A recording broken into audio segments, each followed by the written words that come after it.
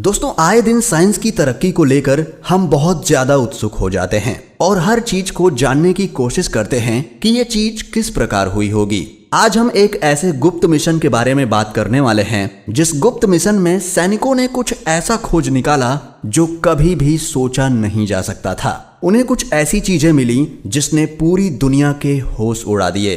तो चलिए आज का वीडियो शुरू करते हैं। दोस्तों, कई रिपोर्ट्स के मुताबिक 2012 में यूएसए के 8 सैनिकों ने कथित तौर पर अफगानिस्तान के रेगिस्तान में एक बहुत ही गुप्त मिशन में भाग लिया। इस गुप्त मिशन में भाग लेने के बाद उन सैनिकों ने जब रेगिस्तान की गुफाओं के अंदर जाकर देखा तो उन्हें विमानों के कुछ हिस्से और कुछ साबुत विमान मिले। हालांकि ये एक बहुत ही खुफिया मिशन था, लेकिन रूसी विदेशी खुफिया एजेंसी ने इसे मीडिया से बचा कर रखने की खूब कोशिश की, पर किसी तरह से ये रिपोर्ट लीक हो गई। और राष्ट्रपति पुतिन के हिसाब से देखा जाए तो उन सैनिक कर्मियों को भी काफी तरीके से रोकने की कोशिश की गई, पर वो रोक नहीं पाए और ये खबर हवा में उड़ते उड़ते सारी दुनिया को पता चल गई। जब उन 8 सैनिकों ने विमान की बनावट को देखा तो पता चला कि उसे काफी हाईटेक तरीके से बनाया गया था।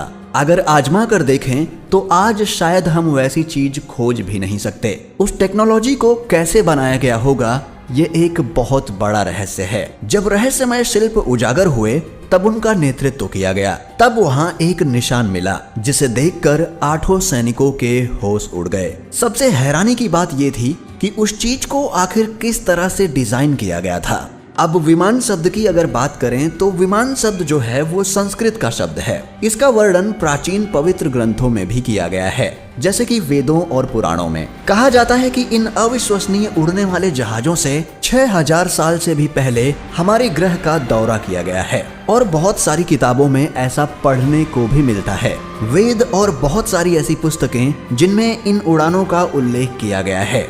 अब दिलचस्प बात यह है कि विश्व भर में प्राचीन संस्कृतियों को लेकर अविश्वसनीय कहानियां हैं, जिन कहानियों की बहुत सारी मूल धाराएं भी हैं, जिसमें ये उल्लेख हुआ है कि कुछ लोग आकाश से यहाँ आते थे और इन विमानों के द्वारा यहाँ के लोगों को आकाश में ले जाया जाता था। सिर्फ अगर अफगानिस्तान की बात करें या वहाँ के गुफाओं की बात करें तो ये चीजें सिर्फ वहीं देखने को नहीं मिलती, बल्कि हमारे भारत के कुछ प्राचीन मंदिरों में भी इस तरीके की चीजें देखने को मिलती हैं, जहाँ पर विमानों के शिल्प यानी कि आकृतियां बनी हुई हैं और इन आकृतियों के इशारे यह दर्शाते हैं कि विमान में बैठकर कोई ऊपर जा रहा है या उस विमान के अंदर से कहीं और जाने की कोशिश कर रहा है। कुछ लोग तो यह भी कहते हैं कि जो हमारे मंदिर की आकृतियां बनाई गई हैं वो कुछ इस तरह से बनाई गई हैं कि वो एक तरीके का विमान है और उसमें कोई भी पूर्वज या कोई भी देवता बैठकर कहीं जाने की कोशिश कर रहा है। अब ये सिर्फ एक काल्पनिक बात है या सच्चाई है ये तो नहीं पता, लेकिन वेदों में भी इस चीज का वर्णन देखने को मिलता है। और दोस्तों, आपको बता दें कि इस विमान को बनने के 5 से 6000 साल बाद खोजा गया और 5 से 6000 साल बाद भी ये विमान एकदम नए जैसा पाया गया, जो कि और भी ज्यादा रहस्यमयी है। इस बात ने सबको हिलाकर रख दिया था कि 5 से 6000 साल पुरानी चीज को कोई कैसे इतने अच्छे से बचा कर रख सकता है। खोजकर्ता और शोधकर्ताओं ने जब इस स्थल का दौरा किया तो उन्होंने पाया कि यह विमान बहुत ही अच्छी तरीके से प्रिजर्व्ड था। इसका मतलब खोजकर्ताओं को यह विमान मिट्टी में ढका हुआ मिला था। दोस्तों, अगर महाभारत की बात की जाए तो महाभारत तक में इन विमानों का जिक्र किया गया है और दोस्तों माना जाता है कि ये विमान उस वक्त इतनी तेजी से उड़ा करते थे कि आज भी हम विज्ञान की मदद से ऐसा विमान नहीं बना सकते।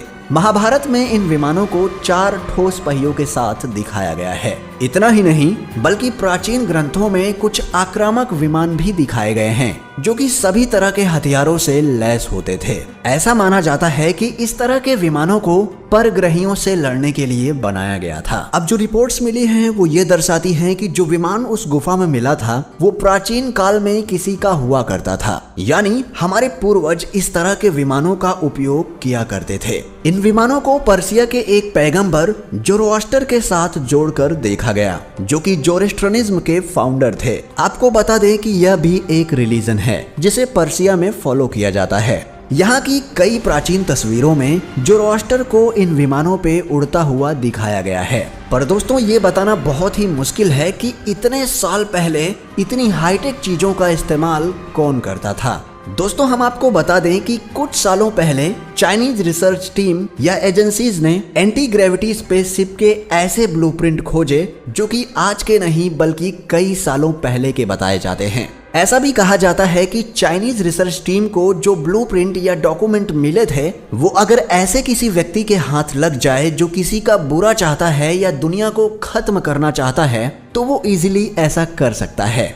हालांकि ये जो डॉक्यूमेंट्स हैं वो पूरी तरीके से लीक नहीं हो पाए थे और वो ब्लूप्रिंट आज भी चाइनीज रिसर्च टीम के पास है जो लासा नाम की जगह पर मौजूद है।